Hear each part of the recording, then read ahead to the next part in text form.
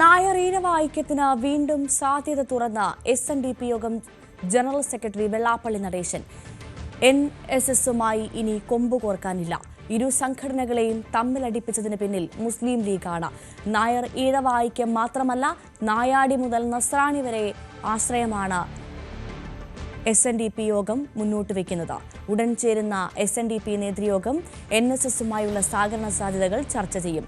ക്ഷണിച്ചാൽ പെരുന്നയിലേക്ക് എത്തുമെന്നും വെള്ളാപ്പള്ളി. NSSുമായിട്ട് ഞങ്ങളെ തമ്മിൽ തെളിച്ച ആരാണ്? അന്നെല്ലാം സമരം ചെയ്യിപ്പിച്ചത് നിങ്ങളുടെ ഈ കളി ഇവിടെ ഹൈക്കോടതി ഒന്നും ഞാൻ സമരം ചെയ്തില്ല. സംവരണം കാര്യം പറഞ്ഞോണ്ട് ഇതിന്റെ പിന്നിൽ ആരായിരുന്നു കൂടുന്നതല്ല? ഇവിടെ വെച്ചല്ല ഞാൻ കൂടുന്നത്. അവരുടെ ഓഫീസിലെത്തി കൂടിയിട്ടുണ്ട്. ഞങ്ങളെല്ലാം മുമ്പിൽ നിർത്തിക്കൊണ്ട് സംവരണം കാര്യം പറഞ്ഞുകൊണ്ട് എന്നും NSS നേതൃത്വമായിട്ട് വഴക്ക്. അവർ പുറകെ നിൽക്കുക, എന്നെ കൊണ്ട് പുറകെ പണി കാണിക്കുക. എന്നിട്ട് ഭരണത്തിൽ വന്നല്ലോ, എന്നിട്ട് എന്ത് ചെയ്തു? കാരണം LDF ഭരണം മാത്രം മാറി UDF ഭരണം വന്നാൽ നമുക്കെല്ലാം കണലില്ലാത്തല്ല പൊന്നാക്കാന്നല്ലേ പറഞ്ഞത്. എന്നിട്ട് എന്ത് കിട്ടി, എന്ത് തന്നു? ഏതായാലും അങ്ങനെ ഒരുപാട് അനുഭവങ്ങളും ചതികളുണ്ട്. ഇനി ഏതായാലും NSS നേതൃത്വമായിട്ട് SNDP യോഗം ഒരു കാരണവശാലും കൊമ്പ് കോർക്കാൻ തയ്യാറല്ല. അങ്ങനെ പോകേണ്ടതില്ല എന്നൊരു ധാരണയാണ് ഞാൻ കൊണ്ടത്. കാരണം അവരുമായിട്ട് എന്ത് ഞങ്ങൾ അനാവശ്യമായിട്ട് കൊമ്പ് കോർക്കണം? കൊമ്പ് കോർത്തിട്ട് എന്താ അനുഭവം ഉണ്ടായി? നമുക്ക് വല്ലതും കിട്ടിയോ?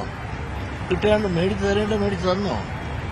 പിന്നെ അനാവശ്യമായി ഈ പ്രത്യേകിച്ച് ആദിവാസി തൊട്ട് നമ്പൂതിരി വരെയൊന്നും, അതിനുശേഷം ആദിവാസി തൊട്ട് നായാടി തൊട്ട് നസ്രാണി വരെ യോജിച്ചു പോകണമെന്ന് തീരുമാനിക്കുന്ന SNDP യോഗത്തിന് ഇനി NSSുമായിട്ട് സമരസപ്പെടുത്തി പോവുക എന്നുള്ളതല്ലാതെ അവരുമായിട്ട് ഒരു പിണങ്ങിപ്പോവുക എന്നൊരു നയം ഇനി ഞങ്ങളിൽ നിന്നുണ്ടാകാനുള്ള സാധ്യത കുറവാണ്.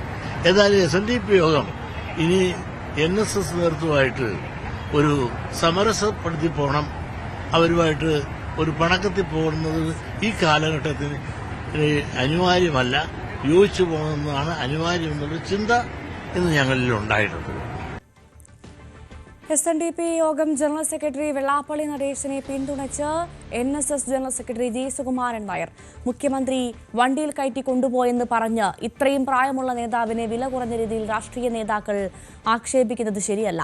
പ്രായമായ ആളായതിനാൽ നമ്മൾ പ്രതീക്ഷിക്കുന്ന ഭാഷയിലായിരിക്കില്ല പ്രതികരണമെന്നും സുകുമാരൻ നായർ. NSSുമായി ഒരുമിക്കണമെന്ന വെള്ളാപ്പള്ളി നടേശന്റെ പരാമർശത്തോട് G. സുകുമാരൻ നായർ യോജിച്ചു. SNDPയുമായി അലോഹ്യത്തിലല്ലെന്നും ഒപ്പം ലോഹ്യത്തിൽ തന്നെയാണെന്നും സുകുമാരൻ നായർ പ്രതികരിച്ചു.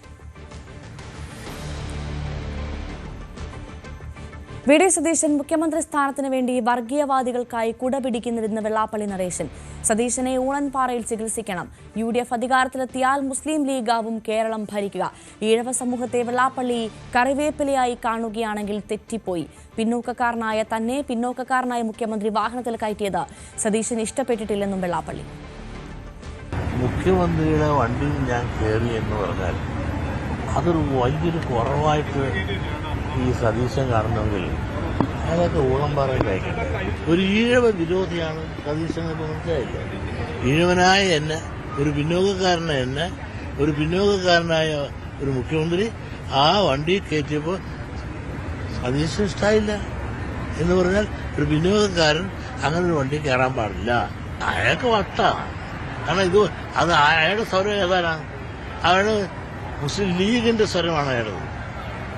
അയാളുടെ വായിന്ന് വരുന്നൊന്നുമില്ല. ആരുടെ സ്വരമാണ്? എല്ലാം ലീഗിന്റെ. അതിങ്ങനെ പറഞ്ഞ് അവരെ സൂചിപ്പിച്ച് തീർക്കേണ്ടത് എന്തിനാണ്? അയാളുടെ ഭാവിയിലെ കാര്യസാധ്യത. ഈ 70 സമുദായം എന്ന് പറഞ്ഞാൽ ഈ രാജ്യത്തെ ഒരു കറിവേപ്പിലായിട്ടാണ് ഈ നേതാവ് കണക്കാക്കുന്നു എങ്കിൽ അത് തെറ്റുപറ്റിപ്പോയി. പക്ഷേ ഇദ്ദേഹം ഇതെല്ലാം പറയുന്നത് എന്താണെന്ന് എനിക്ക് മനസ്സിലാകും.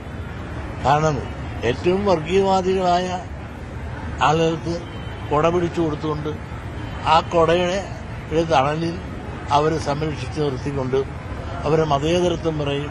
അവർക്കെല്ലാം കൊട പിടിച്ച് ഇനി അവരിൽ നിന്നുള്ള ആനുകൂല്യങ്ങൾ നേടാനും ആശീർവാദങ്ങൾ നേടാനും വേണ്ടിയിട്ട് ആണ് ഈ കൊടപിടുത്തം. കേൾക്കുമ്പോൾ മനസ്സിലാക്കും രാജാവിനേക്കാൾ വലിയ രാജഭക്തിയല്ലേ അവരോട് കാണിച്ചുകൊണ്ടിരിക്കുന്നത്. ഇതെല്ലാം അദ്ദേഹത്തിന്റെ രാഷ്ട്രീയ മോഹങ്ങളും നാളെ പല സ്ഥാനങ്ങളും അവർ വഴി ഓപ്പറേറ്റ് ചെയ്ത് കിട്ടാൻ വേണ്ടിയിട്ടുള്ള ഒരു അടവ് നയമായിട്ടാണ് ഞാൻ മനസ്സിലാക്കുന്നത്. പുള്ളിയുടെ കർമ്മം ചെയ്തോട്ടെ, ഞാൻ എന്റെ കർമ്മം ചെയ്യും. ഇപ്പോൾ പ്രതിപക്ഷ നേതാവായിട്ട് നിൽക്കുമ്പോൾ ഭരണം കിട്ടിയാൽ ഉടനെ മുഖ്യമന്ത്രി വേണമല്ലോ. അത് മുഖ്യമന്ത്രി ഇറങ്ങി വേണ്ടി പറയാൻ ഘടകകക്ഷി ആളുണ്ടാകണ്ടേ. ഈ ഘടകകക്ഷി ആരാണ് ഇന്ന്? ലീഗല്ലേ. ഇന്നിപ്പോ ഈ UDF വന്ന ഭരിക്കുന്നത് ആരാണ്? ലീഗായിരിക്കും. പണ്ടും അങ്ങനെ തന്നെ. കൂടുതൽ വാർത്തകൾക്ക് news 18 Keralam YouTube channel subscribe ചെയ്യുക.